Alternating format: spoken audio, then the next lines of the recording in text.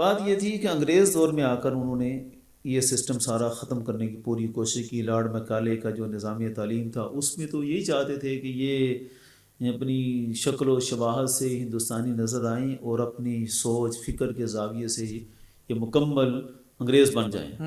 یہ اقبال کا جو شعر ہے نا، فکر عرب کو دے کر فرنگی تخیلات، جی فکر عرب کو دے کر فرنگی تخیلات، اسلام کو حجاز و یمن سے نکال دو. یہ ان کا مشن تھا. اہل عرب سے ان کی روایات چھین لو، آہو کو مرغزار ختن سے نکال دو.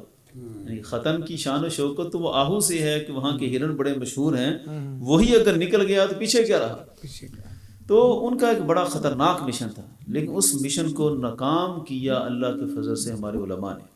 حضرت تاجدار گولڑا سیدنا پیر مہر علی شاہ صاحب رحمۃ اللہ تعالیٰ علیہ، آپ کو کسی نے جب خط لکھا نا مسلمانوں کی حالت زار اور تعلیمی پسماندگی کے لحاظ سے، تو اس کا ایک بڑا کامل جواب دیا پیر مہر علی شاہ صاحب نے، مکتوبات میں وہ موجود ہے. آپ نے فرمایا کہ علماء اہل اسلام جو قرآن و سنت کے علم کے وارث تھے، انہوں نے جیسے تیسے حالات میں دین کا جو علم تھا، علمی سرمایہ تھا جو دین کا، ہر طرح کی سختیوں ظلم و جبر میں پھر بھی محفوظ رکھا ہے. فرمایا کہ ہمارے ذمے جو تھا ان حالات میں جب کافروں نے ظلم و ستم کی انتہا کی، اللہ کے فضل سے ہم نے تو نہیں دین کو ضائع ہونے دیا.